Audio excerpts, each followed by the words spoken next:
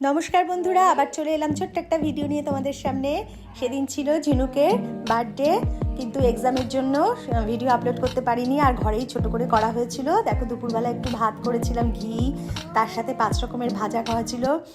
মাছ ভাজা, আলু ভাজা, কপি ভাজা, কাঁকরোল ভাজা, পটল ভাজা, আর মুসুরির ডাল, খাসির মাংস, আর চাটনি, আর পায়েস ছিল সাথে, আর ছিল দই, রসগোল্লা, পান্তুয়া।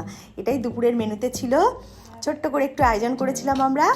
আর রাত্রেবেলায় ঝিনুক একটা বড় কেক কেটেছিল। দেখো, সবাই মিলে আমরা খুব আনন্দ করেছিলাম সেদিন। অনেক গিফটও পেয়েছিল, দিদি ঘড়ি দিয়েছিল, বন্ধুরা পেন, চকলেট, অনেক কিছু দিয়েছিল। সবাই মিলে ছোট্ট করে কেক কেটে ঝিনুকের জন্মদিনটা আমরা সেলিব্রেট করেছিলাম, কারণ ওর এক্সাম চলছিল ওই জন্য। তোমরা দেখতে থাকো ভিডিওগুলো, আর কেমন লাগছে অবশ্যই জানিও।